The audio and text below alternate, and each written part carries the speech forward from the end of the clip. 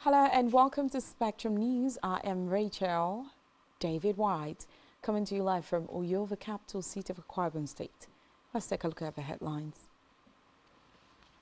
Federal government invites NLC TUC to emergency meeting over looming nationwide strike. Election Petition Tribunal upholds Pastor Omoina's victory. Plus, President Biden criticizes Trump as majority of reps vote against his impeachment. We'll bring you details of the stories and many more in a moment.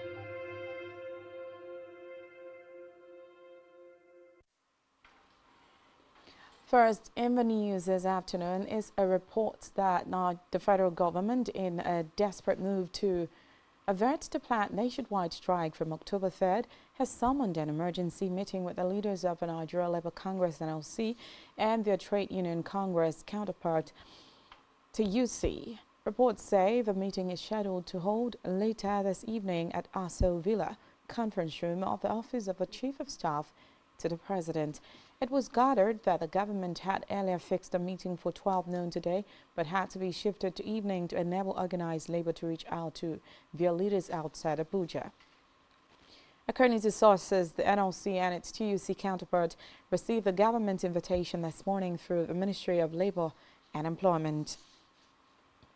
Meanwhile, the Federation Account Allocation Committee FAAC has shared a total sum of 1.1 trillion naira to the federal government, state and local government councils. This was contained in a communique issued by the FAAC at its September 2023 meeting this morning in Abuja. According to a statement by the Director of Press and Public Relations of the Office of the Accountant General of the Federation, Bawa Mokwa, it indicated that 1.101 billion total distributable revenue comprised distributable statutory revenue of 357.398 billion naira, distributable value added tax VAT revenue of 321.941 billion, electronic money transfer levy EMTL revenue of 14.102 billion naira, exchange difference revenue of 229.568 billion naira, and augmentation of 177.092 billion naira. According to the communique, total revenue of 1.483 trillion naira was available as revenue earned in the month of August. Total deductions for a cost of collection was 58.755 billion naira. Total transfers and refunds was 254.046 billion naira, and savings was 71.000 billion.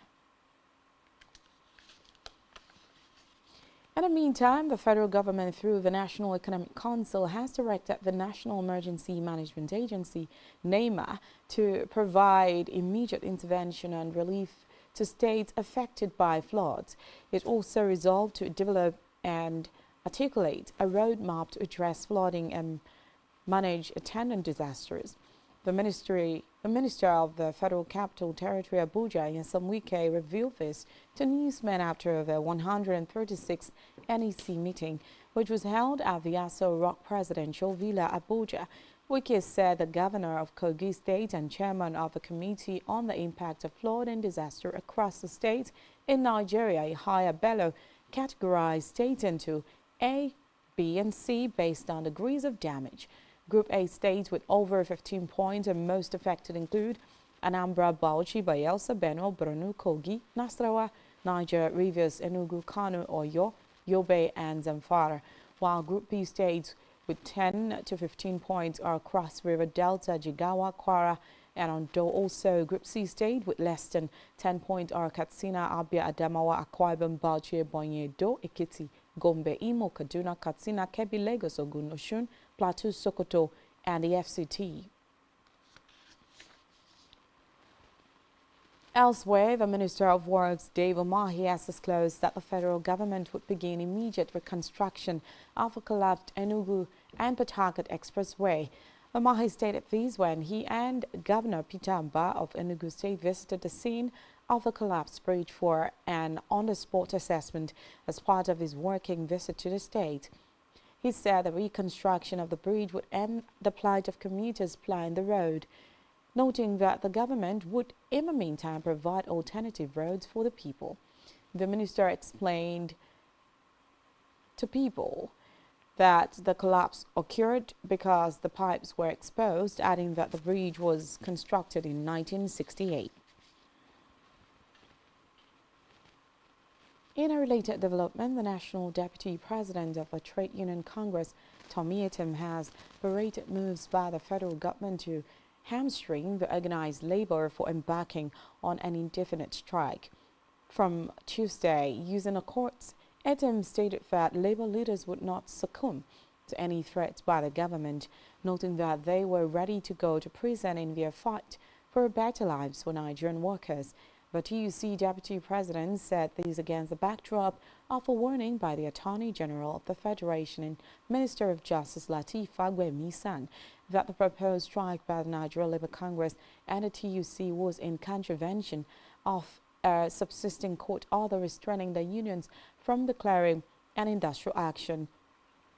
Recall that the NLC and the TUC had announced an indefinite strike with effect from October 3, 2023, to protest the alleged failure of the federal government to provide post-subsidy palliatives for workers and implement policies that could alleviate the sufferings of the masses after the removal of the fuel subsidy. To Nigeria's leader now, President Bola Tinubu, who has urged the United States District Court for the Northern District of Illinois is the division to reverse the order asking the Chicago State University CSU to release his academic records to a political opponent, Atiku Abubakar of the People's Democratic Party, PDP. Tinubu, who argued that Magistrate Jeffrey Gilbert, who gave the order on September 19th in a ruling on an application by Atiku, exercised a power he did not have under the Section 1782 of the U.S. statutes, and prayed the court to reject Atiku's application.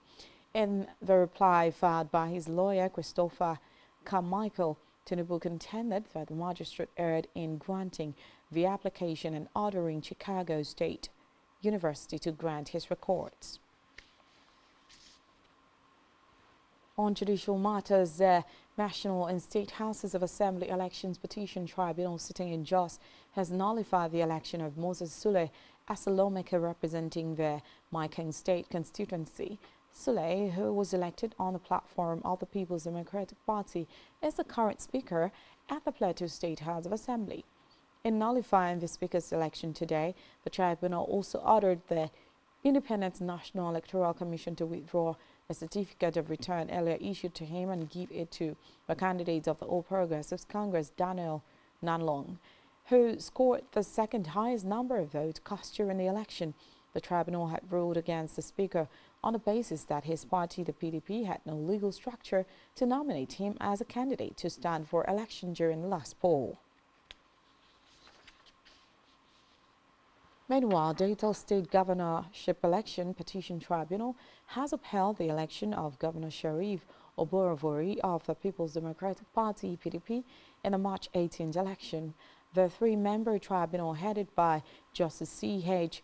Ahuchaogu dismissed the petition filed by former Deputy President of the Senate, Ovio Mwagege, of the All Progressives Congress, APC. The tribunal held that the petition contained unsubstantiated allegations, noting that it was devoid of merit and speculative. Omogege, who came second in the March 18th election, was challenging the declaration of Oborevori as winner of the election by the Independent National Electoral Commission, INEC. Back here, the Akwa Ibom State Governorship Elections Petition Tribunal has upheld the election of Pastor Umoina of the People's Democratic Party as the validly elected governor of Akwa Ibom State, dismissing the suit instituted by Senator Basi Albert Akpan and his party, Young Progressives Party, which challenged the election of the Akwa Ibom State Governor. We'll bring you details in a subsequent bulletin. In education, the management of ISA Mustafa Agwai I Polytechnic Lafia, Nasarawa State, has banned after-exam sign-out celebrations for graduating students on campus and beyond the Polytechnic's main gate. This was made known via a circular signed by the school's public relations officer, Ali Hassan Mohammed. According to the information, the ban is effective immediately and will persist until further notice. With strict security measures in place to ensure compliance, this decision was reportedly reached during an emergency management meeting held at the institution. The management further warned that any student found violating this ban would face expulsion from the institution. Now to Africa, where the United States has imposed sanctions on 2 companies, including one based in Russia and one person it accused of exacerbating instability in Sudan as fighting reportedly killed thousands and displaced millions of civilians. The action is the latest round of sanctions imposed by the White House after a war between the army and the paramilitary Rapid Force Support RSF broke out in April over plans for a political transition and the integration of the RSF into the army. 4 years after a long-time ruler Omar al-Bashir was overthrown in an uprising. In a statement, the Treasury Department's Under Secretary for Terrorism and Financial Intelligence, Bray Nelson, said the sanctions targets those who have undercut efforts to find a peaceful democratic solution in Sudan. Meanwhile, the United States Secretary of State Antony Blinken said Washington had taken steps to impose visa restrictions on people believed to be part of efforts to undermine Sudan's democratic transition, including Sudanese Islamists and former officials, as well as others oppressing human rights and involved in other action. Still in Africa, voting is underway in parliamentary elections in Eswatini, where King Mswati III continues to rule as Africa's last absolute monarch. Reports say political parties are banned and candidates are to contest the polls as individuals. According to reports, Parliament plays an advisory role to the king, who appoints the Prime Minister and the cabinet. On the foreign scene, the President of the United States, Joe Biden, launched verbal attacks on his predecessor, Donald Trump, saying he did not have regard for the Constitution. Biden made this known in Tempe, Arizona, adding that Trump was not driven by common service and decency toward their fellow Americans, but by vengeance and vindictiveness. Trump, who ruled between 2017 and 2021, lost the 2020 U.S. presidential election to Biden and has been indicted for inciting his supporters to attack the Capitol building in Washington on January 6, 2021. Meanwhile, Trump, a presidential Republican hopeful, has been campaigning on Make America Great Again, MAGA. The movement, Biden said, does not share the basic beliefs in their democracy. Still on the foreign scene, the British government has announced new sanctions in response to Russian sham elections in occupied parts of Ukraine. The Foreign Commonwealth and Development Office FCDO said in a statement that UK imposed asset freezes and travel bans on Russian officials involved in the recent sham elections in the Ukrainian regions of Kherson, Zaporizhia, Donetsk and Luhansk, and illegally annexed Crimea. In addition to the specific individuals, which include the Secretary of the Russian Central Election Commission, CEC, Natalia Budarina, sanctions were also imposed on the commissioners as an entity. FCDO said the latest sanctions comes ahead of a new commemoration day in Russia that President Vladimir Putin has declared to celebrate the anniversary of his annexations, despite Russia having no legitimate basis for any claim to Ukraine terror. And still to come in the news, Sport Minister Anna says they are employing diplomatic avenues to address of Shimon Nepali saga. To stay with us.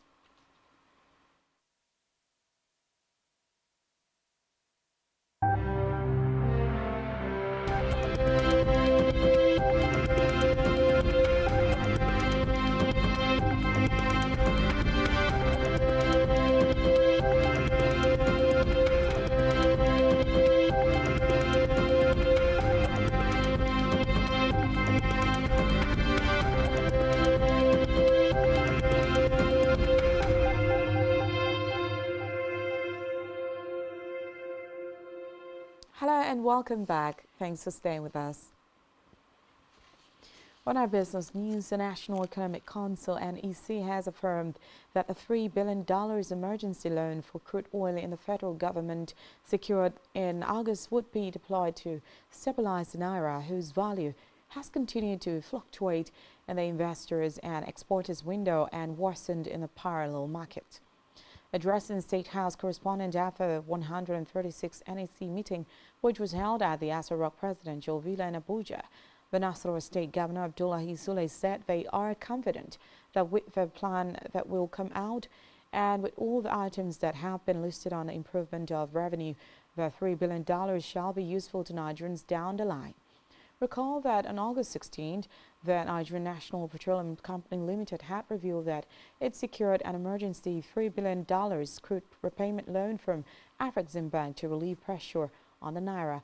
It said a loan would enable to settle taxes and royalties in advance, adding that it would also equip the federal government with the necessary dollar liquidity to stabilize the naira with limited risk.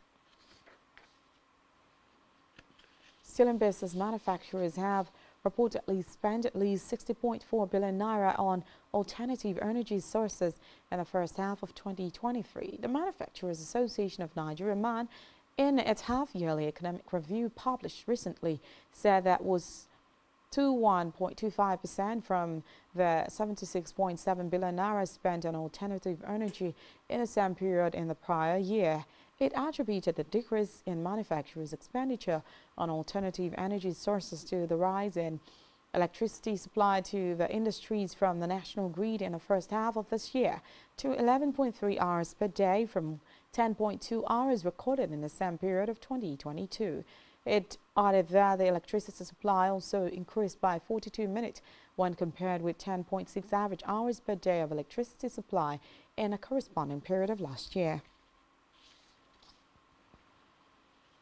In health, the World Health Organization (WHO) has released $16 million from the World Health Organization Contingency Fund for emergencies to tackle cholera. Speaking at an online news conference, World Health Organization Director General Dr. Tedros Ghebreyesus said that the organization was providing essential supplies, coordinating on-the-ground response with partners, supporting countries to detect, prevent and treat cholera, and informing people how to protect themselves.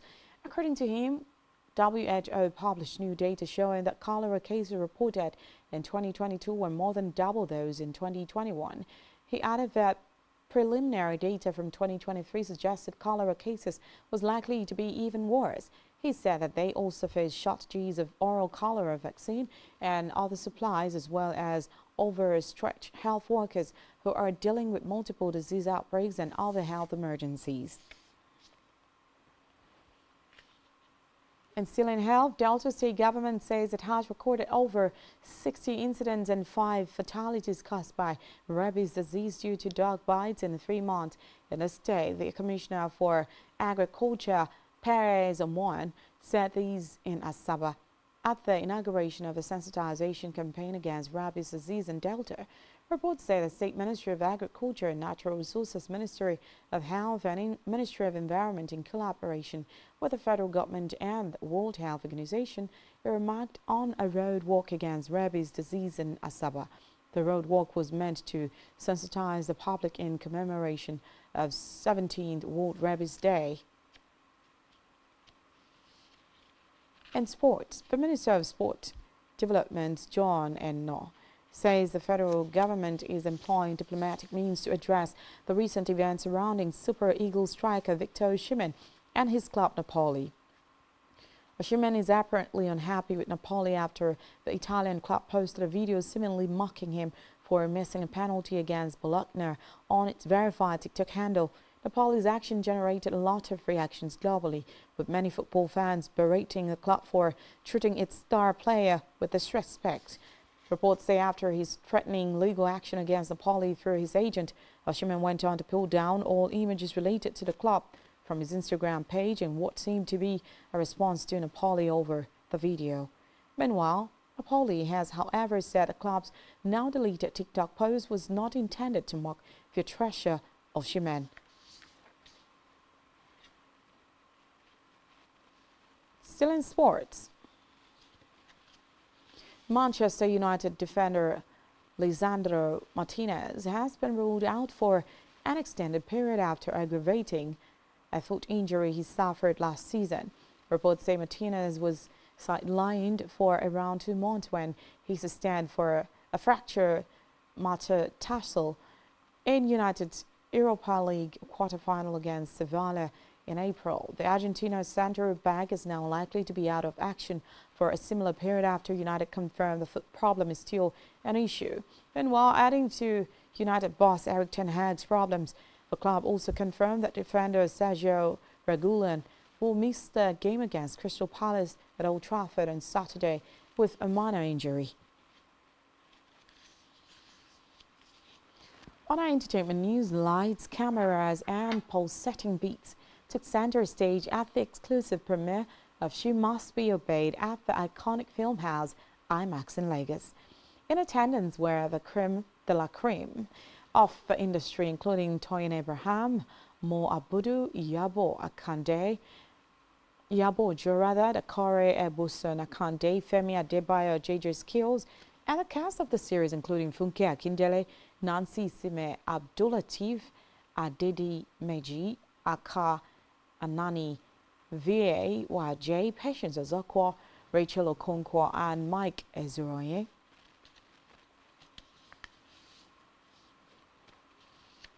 And still on entertainment, the Lagos State Police Command has confirmed that music promoter Balogun Eletu, also known as Sam Larry, is now in its custody as the probe of Afrobeat singer Mohbad's death on September 12 continues.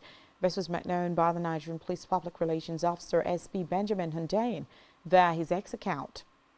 The development comes less than 24 hours after Naira Marley said he was willing to fly back to Nigeria for investigation.